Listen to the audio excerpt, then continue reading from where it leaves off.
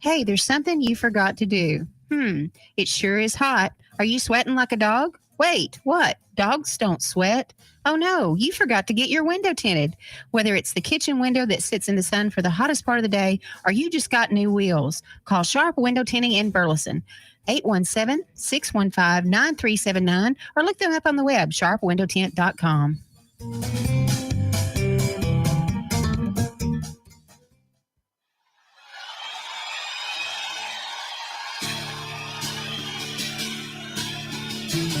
Accelerated Graphics and Signs, 101 East Renfro, Sweet C in Burleson, Texas, can handle all of your graphic needs. Need a banner or promotional products for your business? They got you covered. T-shirts and caps for your group. All you need to figure out is if you want them screen printed or embroidered. How about some slick graphics on that hot ride to make you stand out from the crowd? Accelerated Graphics and Signs can handle anything you throw at them. Located at 101 East Renfro Street, Sweet C in Burleson, Texas, go in and see them. Call them at 817-991-0523 or reach them on the web at www.acceleratedgraphics.net. They are loud and proud and want to serve you.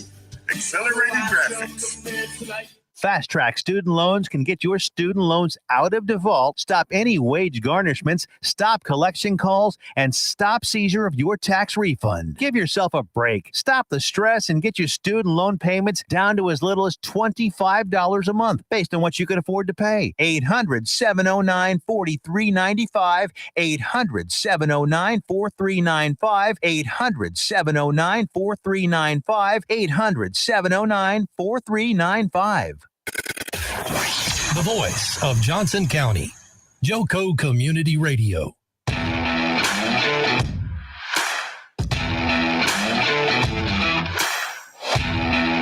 love the intro to the theme music because, number one, it just means we get to talk football. Man, I'm excited. First week is here and gone. Welcome to After the Whistle. I love it. My people are already on here dropping the L's for live. Sean, Robbie, you know the drill. If you are new with us, where have you been, first off? But welcome to After the Whistle. We're excited to have you with us. Talk a little football. Week 1 is in the books. Or is it week 0 in youth football, or is it week 1? Week 1. Week 1 is in the books. We're going to talk a little bit about that, but please drop an L if you're listening live. If you go back and listen a little bit later, drop R for replay. As you guys know, this show is about you, and it's about the youth football in Northwest Texas, and we want to hear from you on the show. So tell me about your games on the comments. I want to know if your team won. I want to know what the score was. If your baby did something special, let me know. Let me know how those cheerleaders are doing. A couple of things for have our guest introduce himself today. Remind you guys also on Facebook, if you're not following the organization's Facebook page, please do. But they're doing a photo of the week. And then also I want to still remind you about sponsorships for the All-Star game. If you are, RYA is live. See, I knew you guys were coming. I knew you guys were coming today. Greg, man, there's so many people. I know you can't see this, but it's really cool to watch the people just L. It's awesome on there.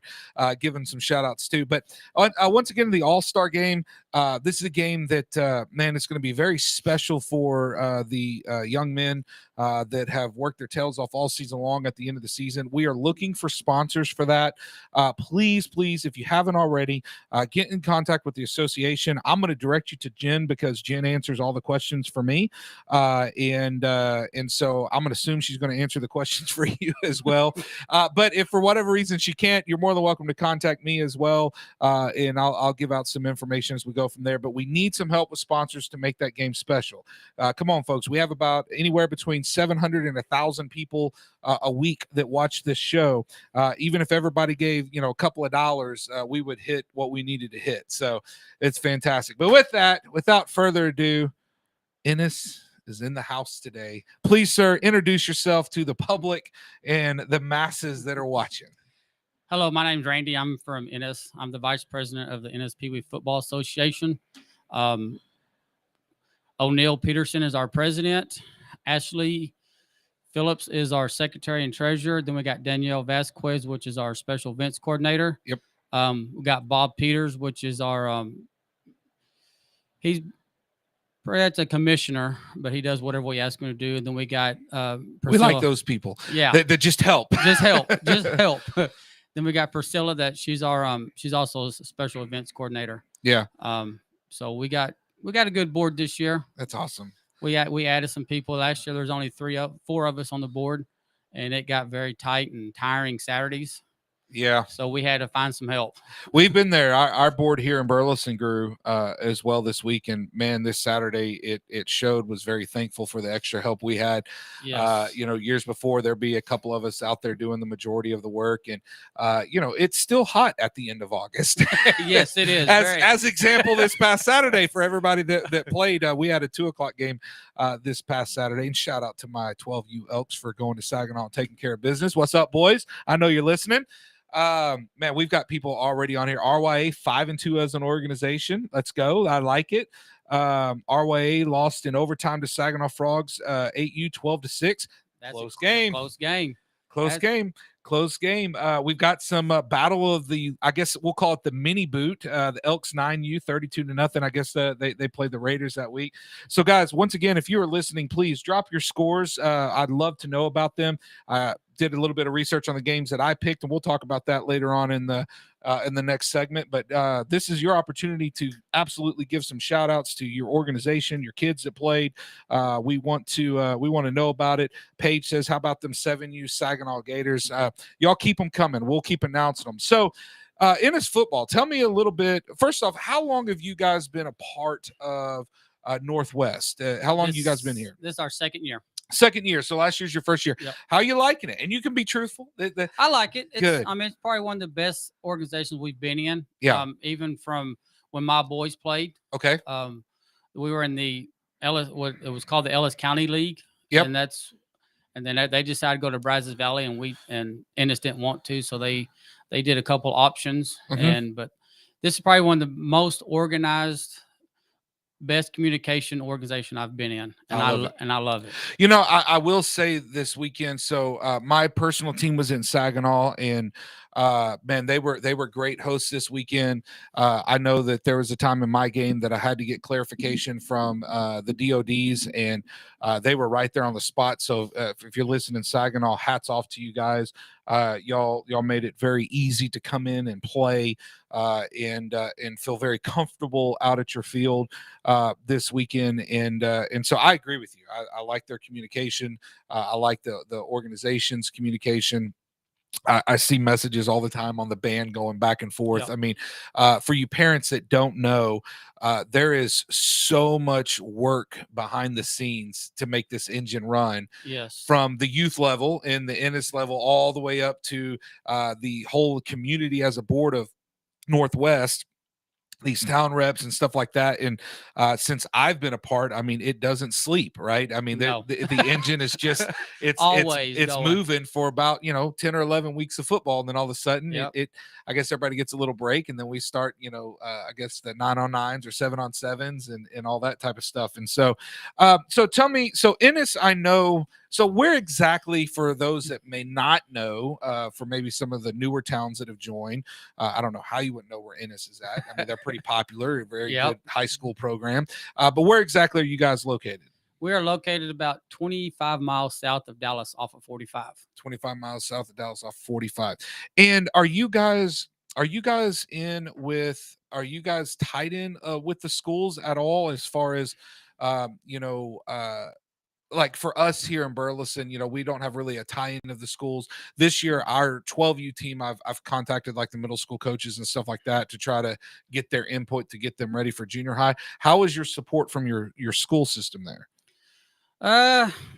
It depends. Sometimes it's just some of the coaches don't like the way some of our coaches coach. Gotcha. And we've reached out to them to have them come show us. Yeah. To help. I mean, we won't, because after 12U, they go to junior high. Yeah. And so we'd like them to come, hey, would you want us to help to get these kids ready for junior high football if they want to play junior high? Yeah. So that's important. I am thankful that our coaches here, they haven't showed up to a field, but they did meet with us and gave us some pointers. So, how many kids do you? We're going to save the cheer number for a second, because when you told me that, I was a little blown away by that. But how many tackle and flag football players do you guys have? Approximate about 115, 115. And how many cheerleaders do you have? 125. That is amazing. Now, you also told me that you don't have any football players that are playing. You're a cheer dad right now, right? Yes, I am. And then your wife's the president of cheer. Yes. See, we don't leave cheerleading behind here at After the Whistle. So for all you folks that have messaged and been like, when are we going to talk about cheer? We're talking about cheer right now. Okay, right now. And I want to know some of y'all's cheer numbers are out there. But 125, my word. And y'all have 5 teams, right? 5 teams. So each team has like 25 cheerleaders, 30. I mean, my wife's the coach of the 10U cheerleaders, and she has 29 girls. But most of them average about 30. Wow. I mean, that's like a football team. Pretty much. That is crazy. It is.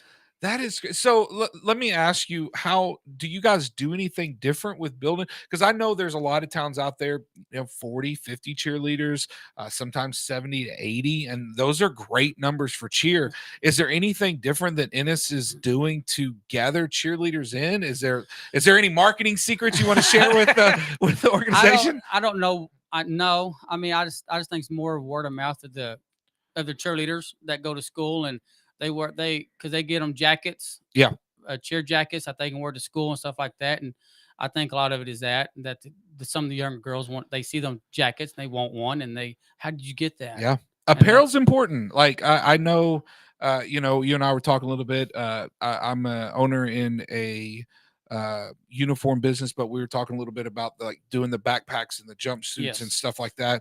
And I can tell you right now, we have people from middle schools and the elementary schools that all reach out, and they want to know where to get them from and stuff like that. And it's important. I mean, especially last year, I was really blown away last year. So in the playoffs last year of the organization we were with before, there was a town that had cheerleaders that all showed up in Letterman jackets.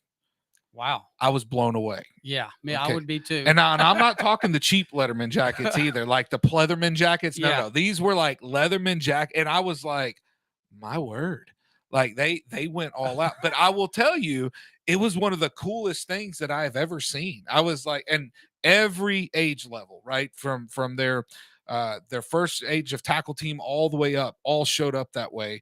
And they had their little patches on for the year and stuff like that. And I'm like, man, that they're and here it comes, folks. I say it comes out every show, and here it is.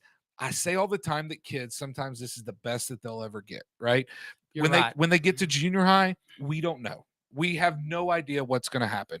And there hasn't been a show yet that I've done on After the Whistle for the 2 years I've done radio shows now that or a year and a half, I should say, that I haven't said that, because, I've seen some Facebook posts today of parents that their kids were in our organization, and some of them in the BYA Raiders organization. And I've seen, the Raiders congratulating that their kids made the A team, or they made the B team, or the C.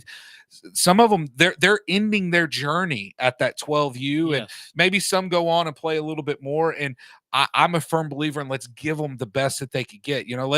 I want them, when they get to be my age, go, man, when I played Pee Wee football, I could have made it. Okay. That's what we want. I mean, on both ends, cheer and football, because like I said, football. I mean, once they go to junior high, they don't know if they're going to make the team. Yeah. I mean, so we want to give them the best they can while they're in Pee Wee with us. Same thing with my wife and the cheers. I mean, when they get to junior high, they don't know if they're going, because they got to try out. Yeah. And so, I mean, when you try out, you don't know if you have it. And there's you're not paying for them to play at that point. Exactly. Well, I guess maybe you take your tax dollars, but that's a whole nother subject. We're not getting into that, folks. You can relax a little bit. A couple of things comments on here.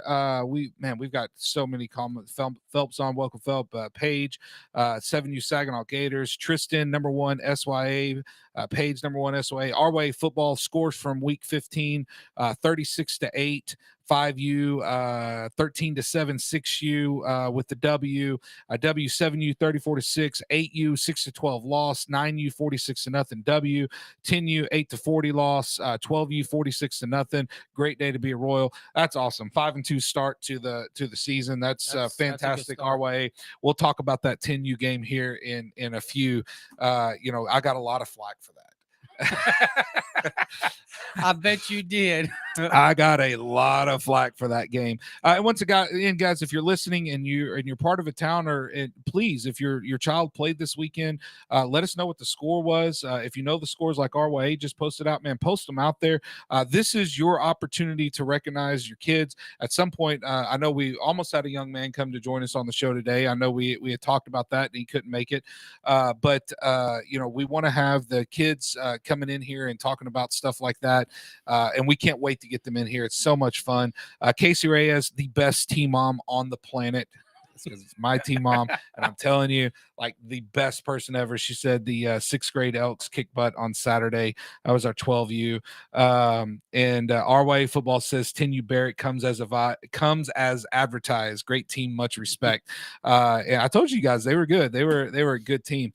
So let's talk about when I was in Saginaw. And no, Casey, I won't stop. You're the best. She said, stop it. She's doing team mom stuff right now. I'm sure she is. Right now, we're having a film night, and she's getting pizza and stuff for the boys and all that type of stuff. And we're meeting up at my office at 7 to watch the film of our game this past week. And just kind of, even though it's a bye week, just to kind of keep their minds fresh on football. I like how this league teases you with football. It's like, all right, let's all go play. And after working since July, the 15th, when we could put pads on, all of a sudden we're hitting other people. And it's like, all right, everybody take a break for a second. It's awesome though. But yeah, she's doing team mom stuff now. She's running, getting pizza and all that stuff for the boys. Already brought the drinks and plates, and we can't all volunteers. Right? All volunteers. That's special. What people don't understand is we're all volunteers, and they think we get paid to do this. Yeah. And it just blows my mind what people think, how parents think. Yeah, you're right. We've had there's an association that see, here at After the Whistle, we always talk very plain. And because I do the radio stuff, I get to hear a lot. Now, I'm not going to name names of this association. I will tell you that they are in this group. But maybe they're in this group. Let me think about that for a second. I'll just tell you the scenario. There's a parent that complained because they feel like that the organization on uniforms pocketed too much money. And I know this organization personally, and they do nothing but give back to kids. Like, I sat in a board meeting with them talking about how to make every single team special. And what I'm loving about this league is that seems to be across the board with Ennis, Saginaw, Our Way, Burleson Raiders, Burleson Elks. It seems to be across the board. LYSA, Waxahachie. They all want what's best for the kids. Yes. Right. Yeah, there's some things that go, but they want these kids, yes, winning's important. You'll never hear me debate that. I was excited about the win that the 12U team for the Elks got that I coached this weekend. I was pumped up, excited for them. But the reality of it is, what I was more excited about was their hard work paying off. Yes. Right. I think that gets lost sometimes in Pee Wee football, if I'm being honest. It does. Like I said, me and O'Neill, we talk all the time, and our philosophy is we don't care if any of our teams win a game. Yeah. As long as our kids learn the game of football and have fun. That's what we want. Because if they're not having fun, they're not going to come back next year, or they're going to quit. Yeah. Yeah. Right. As long as they're learning and having fun, we're okay with it. Yeah. And I love winning's just an extra point. It's the icing or the cherry on top. I love what Red Oak Youth Association said. It says we are a village, and you're right. Yes. I see all of these teams happen. Donnie throwing out some Kennedales, 12U 34-0 over Midlothian. I know I've gotten to know Donnie and that Kennedale organization, and man, those guys work their butts off for those kids. Yes, they do. And you said the key word about it, and it's not about people volunteering not getting paid. It's about the simple fact that they take what I'm noticing about volunteers in youth sports, but really what I'm noticing around this league for both cheer and football, they treat it like it's their own company. Yes. It's not just like, okay, you want me to bring snacks? I'll bring some Gatorades. No, they're invested. And that's hard to do, especially when you're not passing out dollars to everybody, exactly, right? Yes. And so that being said, it's one of those type of things that you're right. I mean, is everything perfect? No, but it's not just about winning and losing. And there's some great scores here that people are throwing out, and looks like a lot of teams had success this weekend. And that means a lot of teams didn't. Yeah. You know what I mean? It does. But that's the power of the league. But I do want to talk about something that happened out at the SYA field. And once again, after the whistle, we're a very transparent place. And I talk about stuff until I get told to be censored. And I wasn't told to be censored, so I'm going to talk about it. But I think there's two folds to talk about. And I'd like to get your opinion on, vice president and running the field. But we were out at Saginaw, and unfortunately, there was an unfortunate incident that happened at the 10U game, the game right before us. I won't go into all the details because honestly, it doesn't matter. I really want to just talk about how I seen it handled for a couple of ways for our parents that are listening, but also hats off to everybody. There was a pretty big hit that happened in the 10U game. I want to say it was with anywhere between 3 and 5 minutes left in the third quarter. I seen the hit happen, and it was a hit. From my angle, the hit looked clean, but I could definitely see on the other side how it may have looked like a helmet-to-helmet contact hit because of the way the play developed and things of that nature. And when that hit happened, the opposing team on the sideline, I believe, and not going to go down the granular of the details, but some folks got upset and words were exchanged with the referees, and unfortunately, it led to the game being canceled, or I don't know if they called it a forfeit or what, with about 3 to 5 minutes left in the third quarter. And this was a close game. If I remember the scoreboard correctly, it was 8-6. If so, this wasn't a blowout game. I mean, honestly, from what I seen from the game, my team was warming up. I mean, the kids, they were battling. I mean, it was well coached both sides. I mean, they were battling. I guess my first thing that I would ask you, Randy, and not to put you on the spot today or anything like that, but situations like that, and we come off and we talked about how, I mean, it's real quick how these things can escalate. Very quick. Go ahead, tell us how you handle them. It's very quick. You just get in front of it first. I mean, everybody's got to pay attention to what's going on. If the game's close like that, then there's going to be something that's going to happen. Not all the time, but sometimes. And you just got to pay attention. You just got to watch, make sure there's a DOD on each side of the field to pay attention to what's going on. And then, like I said, once it starts, you just got you and the president, or I say me and O'Neill, will just have to get involved. Yeah. And then find out what's going on, find out what happened, and see if there's anybody been ejected, and just go from there.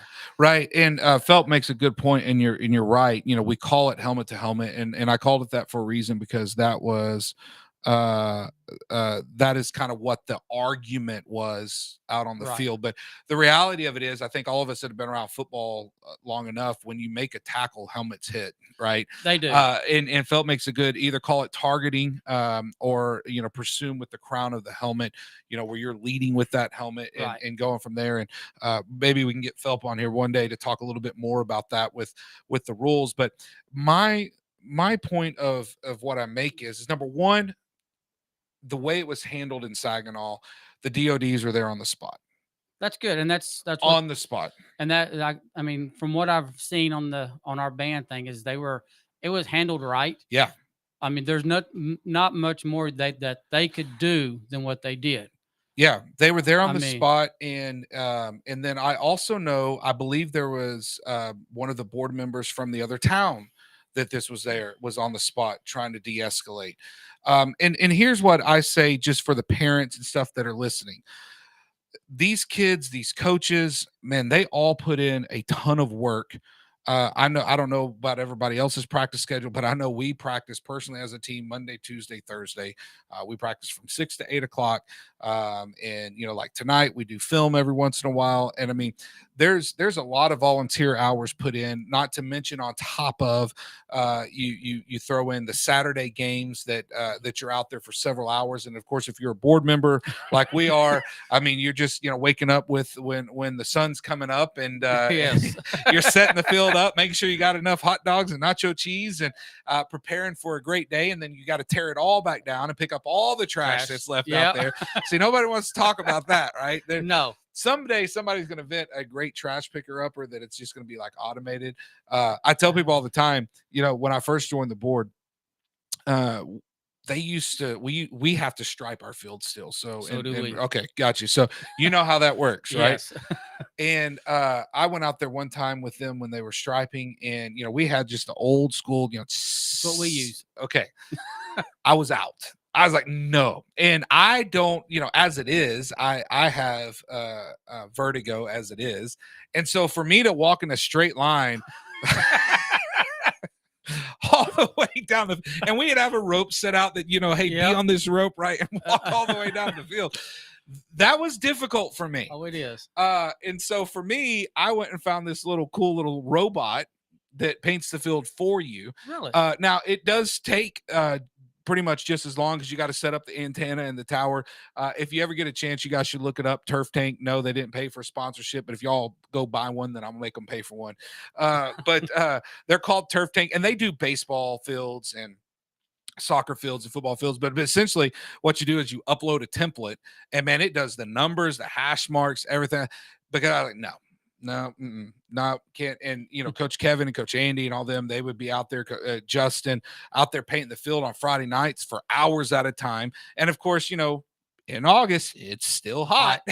And I was like, no, we're gonna get a little something that. And so now on Friday nights, we'll call it Dr. Pepper, but some of the get up there and we just turn the robot on. Not we, Rick Stone, who is fantastic at our field stuff there, gets that robot going on there, and it lays the template out and goes from there. But I say all that to say all of this work is put in for a couple hours on a Saturday, basically 8-9 weeks out of the year. Let's make sure we keep that in perspective. Yes. Let's make sure that parents, if you see something, it's okay to be hyper about a call, right? It's okay to if you think that somebody got hurt, and just to talk about the kid got up, he was checked on, which is all good. Like I said, it was handled, I thought, really well by everybody at the organizational level on both sides of the organization. But my plea to the parents is guys, these kids have worked a lot. And I'll tell you what I felt, Randy, what I felt awful about is that game got forfeited. The kids actually crossed the field and shook hands, and the game got forfeited for those kids over somebody's actions, because of actions of adults. Yes, that should know better. Yeah, and you said it coming in. I've heard the board say it here. I've heard Ferris, and they were here last week. You said it just a few moments ago. You want to make sure they're learning the game and understanding the game and being good people in the community. Well, part of that is also dealing with adversity, whether it's a right or wrong call. That I'll leave up to the board to decide whether the call is right or wrong. Yeah, that's not me. Yeah. I just my plea to you parents is let the kids play the game. Love on the kids. It's okay to get a little rowdy at the rest. It is. They get paid too. Get a little rowdy. Get a little rowdy. Yeah. All right, we'll be back after this.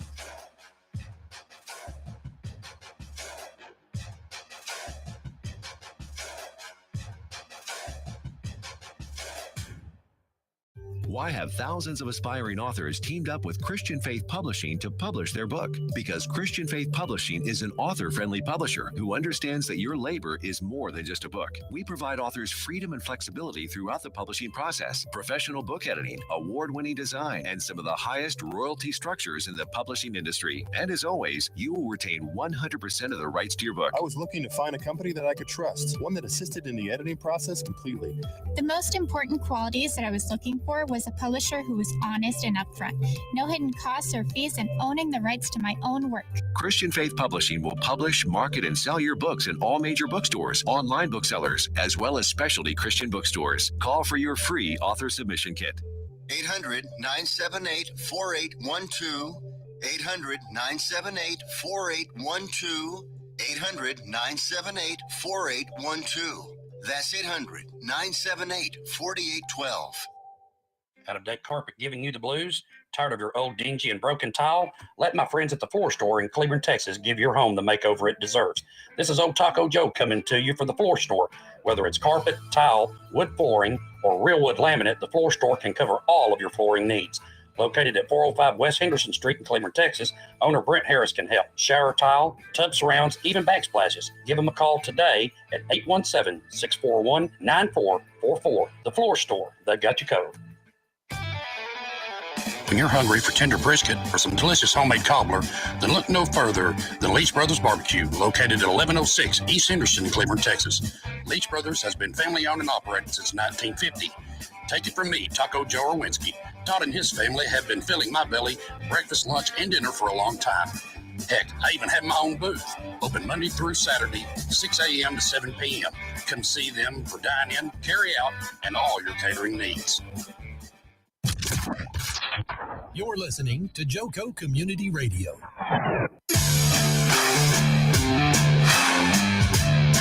Just like football season, those breaks are quick. We're right back. Let me take care of this house cleaning business real quick. Joco Community Radio is proud to be the voice of Johnson County, Texas, and on the live 365 TuneIn Radio Network. To listen or watch, simply go to tuneinjoco.com to choose where and how.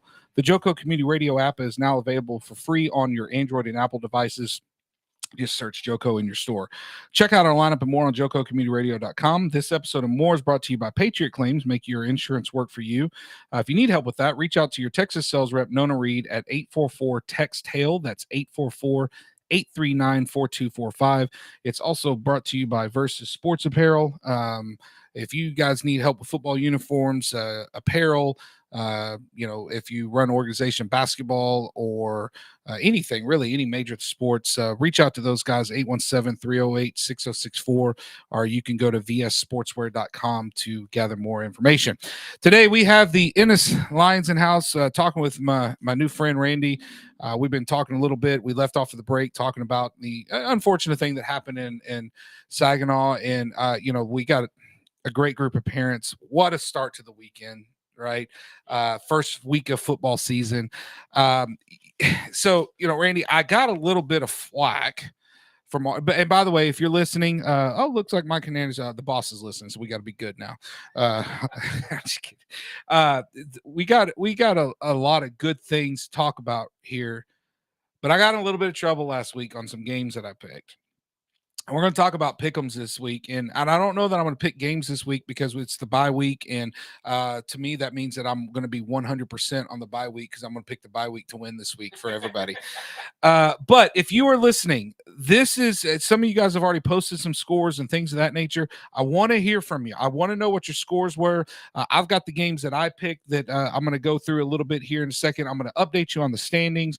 We'll kind of talk about some stuff leading into next week as much as we can as far as the time frame goes.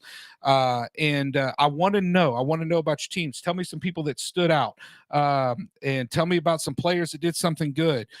Defense, offense, you cheer moms, tell us about those cheerleaders, right? I want to know what happened around the league. This is your chance to shout it out. I will take as many of them as I can and get them on here. Michael Hernandez says, great job, Ennis. Hospitality was great in Ennis this weekend.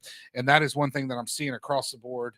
Everywhere that had away games that weren't at home, the hospitality seemed to be fantastic. And I mean, hats off to you guys. Obviously, big compliments there. That's one thing about this league is anywhere you go in it, you're going to get great hospitality. Yeah. I've noticed that last year. I mean, it's wonderful. It's better than I've ever seen from any town. Because, I mean, when you come to a town, all they think about is whooping your hind ends. Right. And so they don't really want to deal with you, talk to you, communicate with you. But now this organization, it's everywhere is great. Yeah, Sean Cooper said Ferris was fun to play at. We got a lot of people dropping L's. Drop those L's if you're listening live. And once again, we're in the segment 2 where, and just so our listening audience knows kind of how this will go from here on out. Now that we have games, besides the bye week that we have this weekend. But going forward, so our segment is going to be talking a lot about the games. I'll talk about the games that I picked. We've got photo of the week out there. Also, make sure you guys are following the Facebook pages and you're getting your photos out there. And then this is an opportunity for us to hear from you. We want to hear from you guys. We want to know what games that stood out to you. And if there's some games of the week that you want us to talk about it, hey, we love the trash talk. I mean, earlier we had the little battle of the boot one. And I guess for what I understand, and this, I believe it was Coach Dylan on our team. It was the first time that like the Raiders and the Elks actually played a game against each other in, I don't know, somebody would have to correct me if I'm wrong, but like 20 something years. And so I should have known that last week picking like game of the week. Right. But I didn't, because I'll be honest, I'm a little biased because I'll just give you a little for next week's pick'ems. We have a big rivalry game next week in Burleson. It's the 12U Raiders and the 12U Elks. Both of them won their home opener. Both of them won them pretty convincingly. And we'll talk about that here, maybe if we have time today. But that is one of the games that, I can tell you I'm going to pick my team to win, but I'm going to pick that. That's right, Raiders. Where you at? Where you at, Raiders? But the cool thing about that game, a lot of these kids go to school together, and the trash talking has already started. I bet it started when school started. Oh my God. And they play video. So my son plays video games with people from the team, and man, they are all just all going at it. But here's what's kind of cool about it is on both teams, and you coaches, don't go get on your boys for what I'm about to say, but both teams are already kind of making excuses as to why they might lose, right? Oh yeah, they're going to. It's great. I hear it on both sides. They're like, well, this happened here and this happened here, and I don't know if this is going to happen, but we're going to win. But if we don't, it's only because of I love it. I absolutely love it. It's for sure. Tank Slate said RYA 9U with a win, 46-0. Man, that's a big win. It's a big win. That's there were a lot of blanks, a lot of zeros on the board. There was. And I don't know. First game of the season, some of the kids, I mean, I guess in practices, I don't know how everybody practices, but I'm sure I know our coaches don't tell them to hit each other too hard to where they don't get hurt before a game. Yeah. So when they play that first game, they're probably kind of slacking off a little bit on hitting somebody. Yeah, maybe I don't that's know what it is. there were a lot of especially on, I'll just speak on the 12U level. We'll get into it here in a few. There were a lot of big scores posted and a lot of blanks. So I was actually telling one of my coaches, either we've got 8 teams that are just going to go at it and dogfight, that when they play each other, it's going to be, or this was, to your point, week 1, and let's see what happens 3 weeks from now with some of these teams as far as from there. Sean Cooper says you can't stop them, 12U Raider, both of them. There are 2 12U Raider teams. I think me and Coach Nolan are going to get the scrimmage tomorrow night. We're going to try to get a scrimmage in the bye week, and we do play each other way down the road in the regular season, but we're going to try to get some work in for the boys. I feel bad for him because I believe he had a bye the first week, and then he has to wait this week. Oh, wow. So shout out to all my coaches that they had a bye week 1, and you're still out there with your kids practicing, and then a bye this week, and next week's your first game. Oh, howdy. That's a little tough, but I know they'll manage them. So we're going to try to get some work in with Coach Nolan tomorrow night, weather permitting. Which, here's my thing on the weather: we go all July and most of August, 100 plus.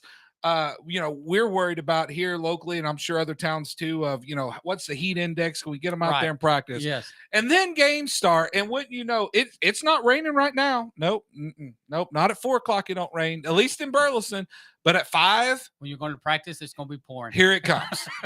Like last night, we were out to practice, and, with our field, and we kind of talked about this earlier, being a non-for-profit, we have to do a lot to take care of our field. Yep. And, we don't have just tons of money that's just flowing in. No, I guess no organization really does when you put it that way. But it's like, okay, well, we're going to have to standing water close the field down, because if not, it's going to get tore up and we won't be able to play on it. So, our football director, Justin, he sends a text out to the coach, say, hey, guys, we're going to have to close it down tonight. But it's like, it goes all summer long and we're dying here. Now, all of a sudden, we had the 10 or 11 inches of rain one day. I shouldn't complain because I know we had some drought conditions, but come on, man, let's let it rain in the morning. Let sunshine come out, dry that sucker up so we can go play. Or rain at nighttime after midnight. Yeah, rain. You can rain in Burleson at 8:05. We will be done at 8 o'clock. But outside of that, but you know what? That's just the way it is. That's part of it. So, football's fun, man, and I'm so excited to be back. So I'm going to talk about some standings real quick before I get into my games. Time always flies. We're having fun. So I'm going to start with the 5U ANW, and I believe that's the American North. So here's what the standings are. Now, if you have a gripe about the standings, because we have at least almost every group has 4 teams that are undefeated. But I'm going to read the official standings. I know there was some talk about that. And if you have a gripe about it, see Michael Hernandez. Once again, his name is Michael, Michael Hernandez. I'm just a messenger here. So in the 5U, sitting in first place is Saginaw 5U. And they had a great game this weekend, 28-0 over Granbury. Second place is Waxahachie. And third place is Red Oak, and fourth place is in Ferris.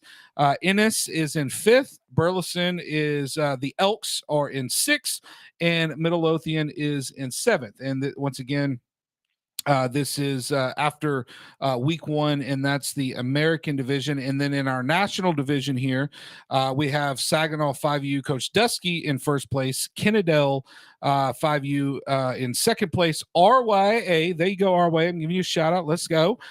They're in third place at 1-0, and then in fourth place is Midlothian, Lambkins, Granbury Lightfoot, BBGC Hill in sixth place, and LYSA in seventh. And once again, guys, this is our 5U. This is week 1 in 5U, so plenty of time in the schedule to get things changed. And our 6U American North, we have Ferris. Come on, Ferris. Y'all on last week at 1-0. Kennedale at second place at 1-0. Waxahachie Granger at 1-0. And Midlothian McKnight at 1-0. So that's your 1 through 4. And then we have Red Oak in 5, Ennis in 6, Saginaw in 7, and then the Burleson Johnson team in 8th place, and that is in the American. In the North Division, RYA coming in. It's got a lot of RYA. I see you, RYA, on there. I see you coming in at first place, the 6U Babin. Burleson Sampson in second. Lake Worth, 6U. Saginaw in fourth. And Red Oak in fifth. BBGC in sixth. LYSA in seventh. And 8th is Granbury 6U, and 9 is Waxahachie Boreas in 6U. And here's, we had, first off, I got to point out this game, Waxahachie Boreas and Saginaw 6U Clark. That game was 34-32. Wow, that's a good game. Game.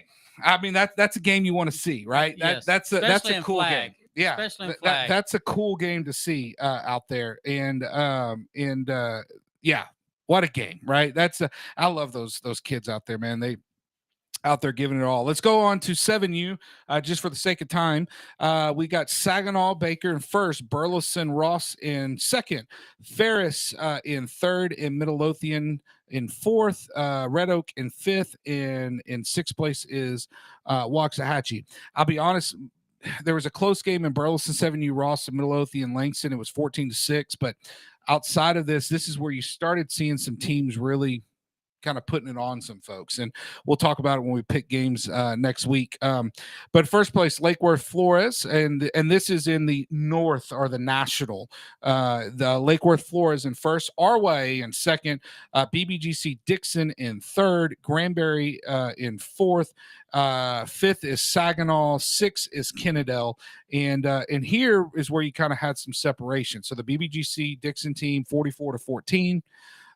We had Lake Worth 32-6, and then RYA 34-6. And so those are some pretty big scores. Yes. I mean, that's a lot of points to get thrown up there, right? It That's a ton of points to get thrown up there.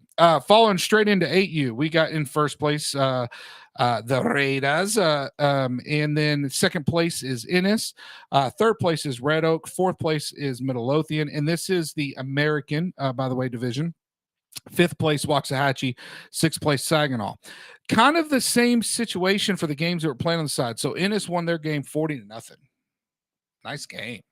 Yes. That's a statement. It is. Is that a good team? Yes. That's a good team. Y'all were just served notice. Yes, that's a pretty good team. That's a good team. I mean, that's a hurting. You know, It is.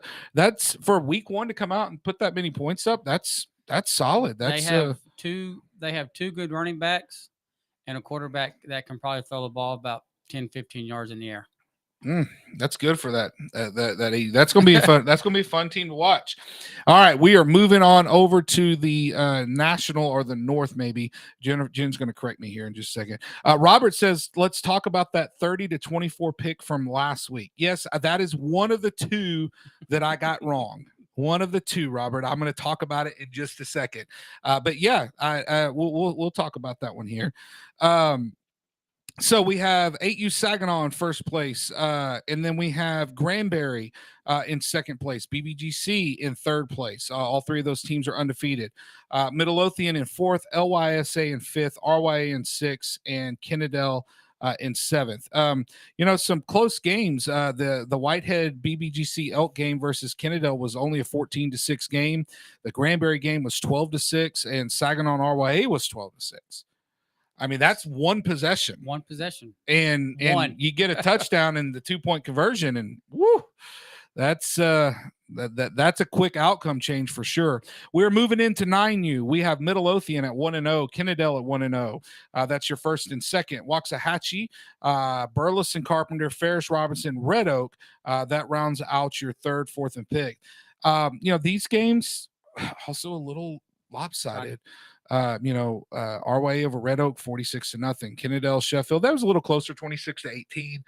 Saginaw Bowling 16-0 shutout. Midlothian 18-0 shutout over Lake Worth. Midlothian Robinson 35-0. BBGC Clark 32-0 over the Raiders. That's a game that I probably should have featured last week, but I mean, we're going to take that 32-0, right? We're right now for all of you Raiders keeping track, the Elks are up 32-0 on you guys for the year. So I'm going to get some comments on that one, I bet here, or I'll get some complaints. That's okay either way. All right, so we're going on to the North Division, or the National Division. We have Midlothian Robinson in first, Saginaw Bowling in second, BBGC Clark in third, RYA in fourth. All four of those teams are undefeated, and all four put up good points. And we'll talk about how some of these rankings came out if I can get that squeezed in here before the end of the show. Fifth, Lake Worth. And in six is Granbury Westbrook. And as I said, I mean, we talked about some of the scores in this division. Definitely some lopsided games. Moving into 10U, Red Oak is in first, and this is in the American Conference. Waxahachie, Langford is in second. Saginaw McRae is in third, followed by Midlothian, Kennedale, Burleson, Belton, and Ennis. And then we have the national, or maybe it's the North Division. Waxahachie Collins in first, Lake Worth, Cody in second, BBGC Barrett 10U in third, followed by Midlothian in fourth, Saginaw in fifth, LYSA in sixth, Granbury in seven, and RYA in eighth. I got to pause on this game, and I'm not going to spend a lot because I picked the 10U, facetiously picked the 10U Burleson Elks to beat RYA. I think I said 16-0 is what I think you did. And man, that 60 was hung in my face all week. First off, from the Burleson coaches, because they're like, are you serious? Why in the world would you say something like that? They're going to go out and ball control. And from what I understand, they did. I mean, RYA did a great job of keeping the ball. Burleson still took care of business 40-8 on there. But RYA, I meant nothing by it because, man, when I look at you guys this week, 5-2 for this week, I did miss the pick on the game of the 30-24 pick. So I got one right and one wrong with you guys. But a 5-2 week for RYA, that's a great start to the season. Great start. That's a great start to the season. Start to the season. And class act organization out there. We love those guys. And honestly, I'm excited to see what they do. I think they've got a couple of great teams in the divisions. When we make our picks next week, you'll kind of hear about some of that. I think they're going to be tough to deal with in several divisions in this league, and it's going to be good. All right, we're moving on to 12U. In first place, we have Saginaw Barnes, 1-0, defending Super Bowl champs, I believe, in this league. Red Oak is in second, and Midlothian third, and Burleson and Hernandez fourth. All four of those teams are 1-0. And then Waxahachie fifth, Ferris sixth, LYSA seventh, and Ennis in eighth. This division, this kind of shocked me a little bit because there were a lot of big wins. In towns that I've got to throw out to Ferris because they were here last night or last week. I picked Saginaw Barnes to beat them by a couple of touchdowns. That game was 14-6. I mean, and that Barnes team's a good team. That's that touchdown and an extra point. Yeah, that Barnes seems to get that game's for and I didn't see the game. I mean, turnovers could have happened. I mean, kids could have. I don't know if they played at 2:00 like we did. I bet their kids were all dog tired on both sides of the ball. I know our boys were exhausted out there as far as that goes. There's so many variables in football, and when you look at the scores and stuff, I know 1 week's of scores. They're not going to tell the full story of what's going to happen in the leagues, right? But the reality of it is that it does give you a little bit of light. And I thought that game would be more of a breakaway style game. And who knows, maybe Barnes had people out. Maybe Ferris is really, as Coach said when he was here last week, I mean, they were ready. They were ready. I could tell when we left last week, they were ready to play. That team's going to be a tough team to deal with. Burleson Hernandez, 52-24. From what I understood from this game, from some of my friends that are on the Raiders, and that was against Ennis. That game started off 14-0 Ennis. Yes. And there was some good competition out there. Obviously, Hernandez wound up pulling away. He's got a great squad out there for the Raiders, and they wound up pulling away out there. But that was no cakewalk either. No, I mean, second half, yes, but the first half, Ennis stayed with them. That's really, really good. Midlothian Gilbert over LYSA 40-12. There were some big scores. Finished off with the 12U National. Kennedale in first, RYA in second, Granbury in third. The Burleson Oaks, BBGC in fourth, but all four of those teams won their game. They're 1-0. Nolan in fifth, LYSA in sixth, Midlothian in seventh, and Saginaw Morgan in eighth, and Red Oak is in ninth place. And once again, scores from that side of it. So, RYA Kate's 46-0. Shout out RYA. That's a team's going to be tough to deal with. Yep. I'm already scouting on those guys. We play them. Granbury Rice 30-0. I believe that game was over pretty quick. I know that team very well. They're a good group. Kennedale Williams 34-0 over a Midlothian team. That's that scoring 30 points, and then the BBGC Moore team 36-6. And I know we had a running clock in our second half, and our game was kind of similar to the way y'all's game started. First play of the game, or not first play, but I believe it was third down or fourth down. Saginaw has a really good wide receiver, and threw a pass up. He went up, made a play, and I want to say 70-yard touchdown. I mean, just beautiful play by him. Grabbed it and took off running down the sideline, and a great play on there. And then our first offensive series, we got down to the 1 yard line, very similar to it's kind of funny how the Elks and the Raiders play each other, and our game started off very similar because we went back down the field on them to score and got to the 1 yard line and fumbled on the 1 yard line. So we didn't get that scored. Now they didn't recover it for a touchdown, but they recovered it and had to go back on defense. And at the end of the first quarter of our game, it was 8-6, and they were winning. And finally kind of got it under control. And what that tells me is, looking across the league, I told you time flies when we're having fun. Looking across the league, there's going to be a lot of great competition this year. There's going to be a lot. So you've been around youth sports a little while. I think you said your boys played. How do you feel like athletes are now compared to years ago, even at this young level? It's hard. Yeah. It's hard to, I mean, when I was their age is 8:00 in the morning on Saturday, I was out of the house. Yeah. Nowadays, all they want to do is play video games or on the phone. And so a lot of the problem is they're not used to the heat. Yep. And so they don't get themselves, they don't drink enough water. Yeah. They drink powered Cokes or juice boxes or stuff like that. You're right. And here's what I'm learning about today's athletes that play video games. These kids are smart. Very smart. They're very smart, and there's a lot of kids that understand the game more at football at their age than I ever did. And I love the game. I passion for football still. Obviously, I'm sitting in this chair right here, right? And they're smart, and athletically though, I see how these windows close every age gap, and they get closer and closer. And yeah, you have some kids that are good. I mean, I know we talk about Ennis, that great running back that you guys have out there, but he's one person on a team, and he can't do it by himself. He can't.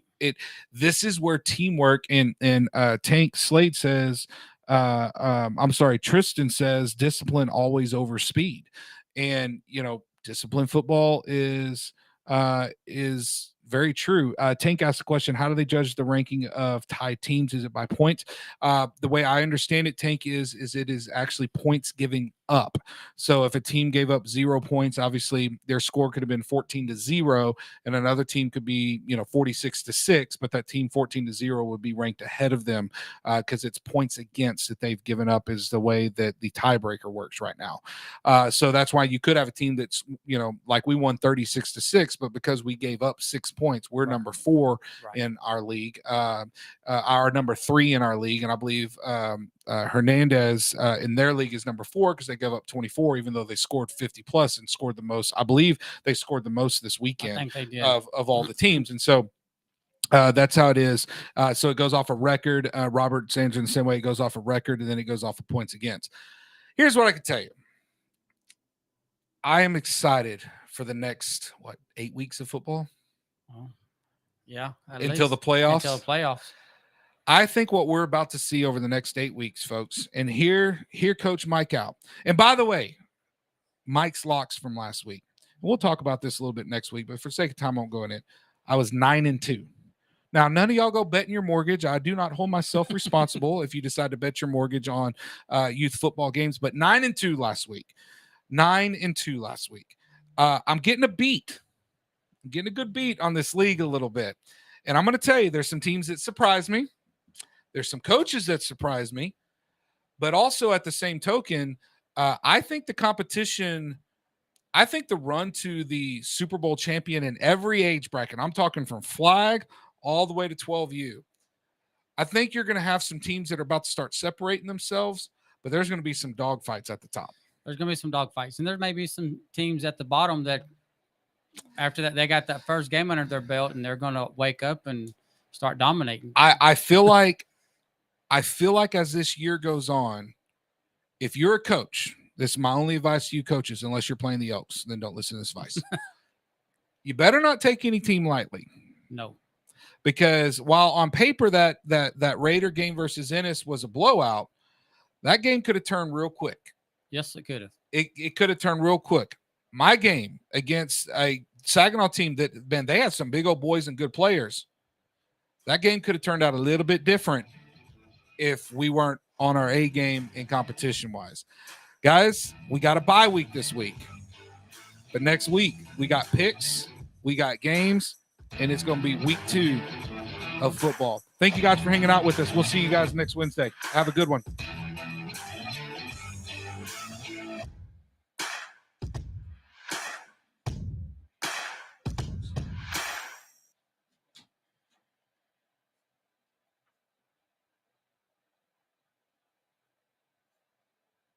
Here's important new information from the Diabetes Solution Center.